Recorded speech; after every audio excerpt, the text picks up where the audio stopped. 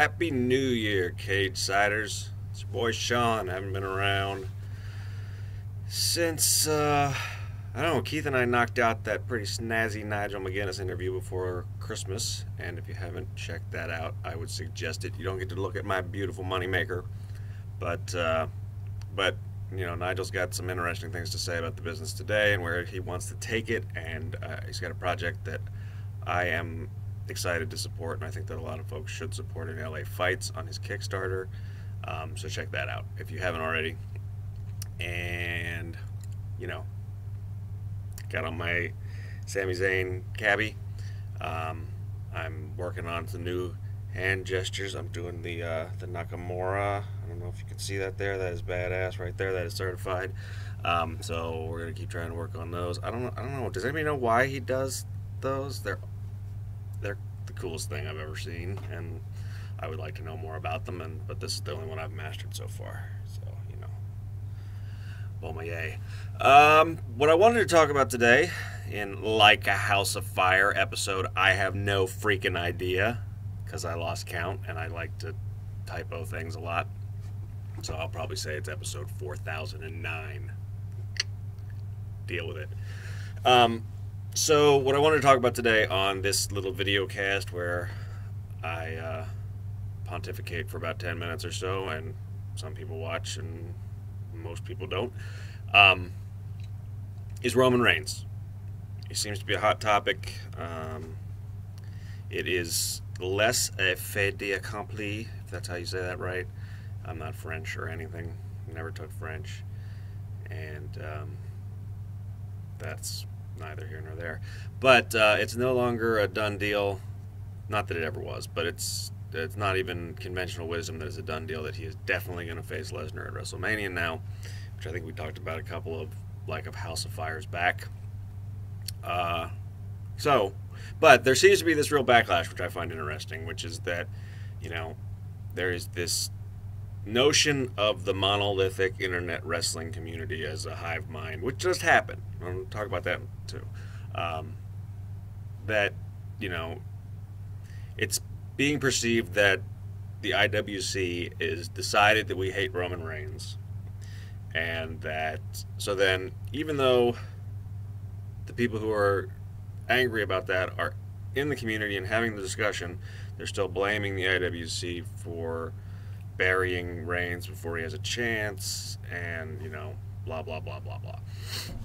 It just gets into a lot of he said, she said, back and forth, and and what seemed to be like some real hurt feelings to me, which is always kind of funny when we're talking about scripted fighting on the internet.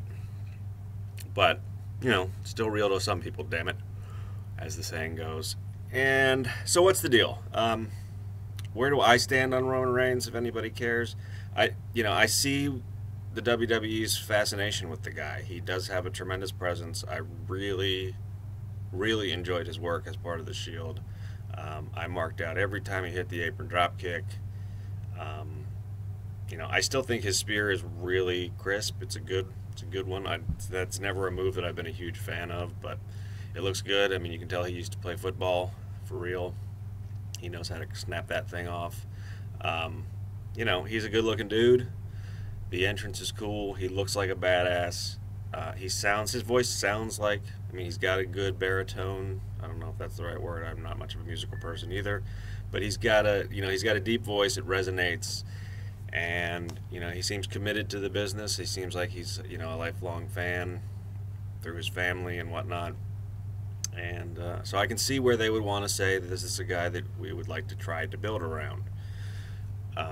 For me personally, and I think where most of the criticism of him comes from the IWC, and I guess, if you want to count me as part of some sort of more established part of the IWC, because I have a platform to write about it more often, myself and Gino and Jason Martin and a bunch of people on Cage Side, I think that they're screwing up his push. So they've got this awesome hot commodity guy who could be a really big deal. And through some combination of micromanaging and hubris, they are deciding when we will take him and how we will take him, and not letting it grow organically, ignoring the lessons that they've seen over the last few years of how Daniel Bryan got over, how CM Punk got over, how Dean Ambrose was getting over before they got in the way there, which is probably a whole nother, like a house of fire. How Seth Rollins is getting over as a heel. You know, that by letting their strengths, letting them do things that accentuated their strengths and putting them in positions to succeed, then the fans get behind them or against them the way you want them to, and the guys go on to the next level as a result of that, or in spite of your booking. So the only part of that they're getting right, I think, with Reigns, which even now they're sort of, I mean, they're extra shooting themselves in the foot, because what they were getting right about that was that they were putting him in a position where he looked like a badass in the ring. They were, you know, they could have been doing more to maybe hide some of his deficiencies and let him learn on the fly, but at least they were booking him to win. To the casual fan, to, you know, and this does matter. You know, Vince can come on and say wins and losses don't matter, championships don't matter. But especially, I think, to the casual fan, if you tune in and there's a guy who is pinning people left and right and standing tall at the end of every show, that sends the message that this is an important guy that I want to watch, whether he's a face or a heel. That does matter, I think. I know. I mean, I see it in the reactions in the IWC, in the crowds, wherever. So they were doing that right, and now they're sort of half-stepping on that, and, you know, doing all these DQ finishes with Big Show, because God forbid we make Big Show look weak here in his 40th year as a pro wrestler and on his 700th heel turn.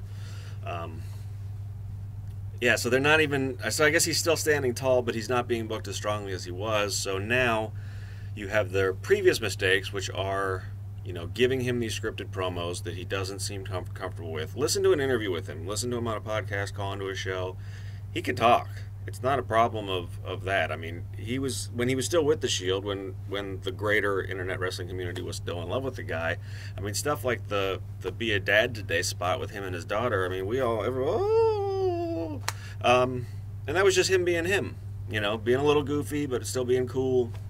It's all this, you know, scripted, you know, this is a good hand gesture. You can get over with this. This is masturbatory at best. So anyway, yeah, they're not. So the concern is, it's not that we hate this guy and we don't want to see him at the top. It's that they're not doing anything to make us want to see him at the top. So if you have any doubts, every time you see him, those doubts are being brought up because of the way they're presenting him.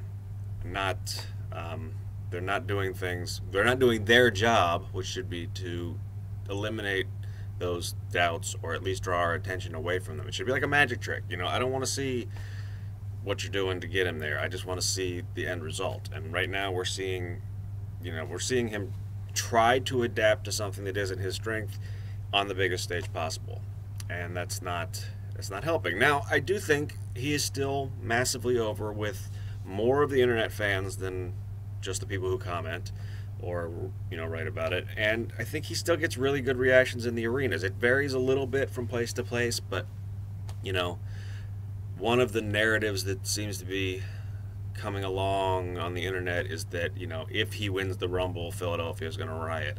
And I'm not so sure. I mean, this is not, he's not Ryback. He's not the great Khali. He can go okay. He's cool. You know, I think there would be some vocal, you know, smart-ass fans that would poo-poo it and boo it, but I don't think it would be a riot. I don't think it would be Batista last year, because I think one of the things that was pissing people off about Batista is that he was seen as a protected guy who wasn't going to have to, you know, who hadn't busted his ass to get there, hadn't been around, which I don't think you have that knock on Reigns. He's there outside of his hernia absence. He's been there day in and day out. So I don't think we'll see that. I don't know if he'll win or not. Like I said, I think there's some good intrigue. There's a lot of possible storylines that we've covered a lot around the site about whether or not he will be the guy, and whether that, you know, what we all thought was the end point that they were mapping out towards, which is Lesnar versus him at Mania.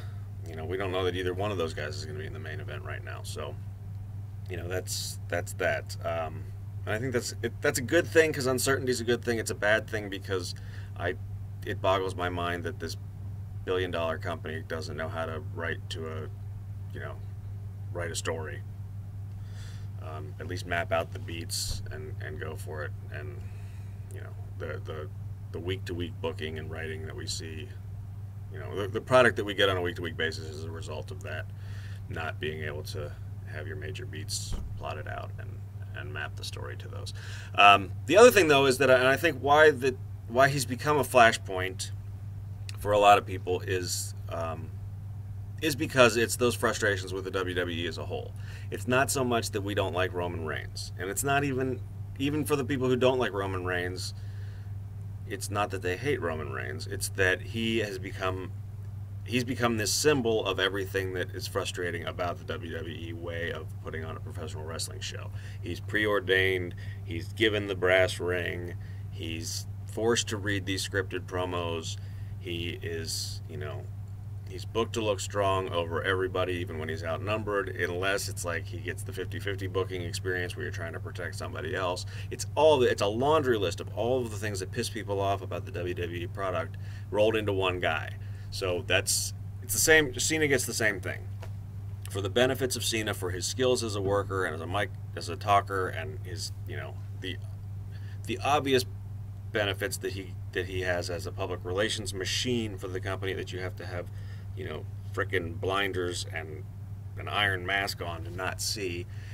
He's still the flashpoint for all of our angst and complaints and ire about the product. And Reigns he's getting that torch from Cena right now in a way, because, again, even more than Cena right now, he's seen as the problem because, you know, Cena, at least, he's the devil, we know, he's been around for 10 years.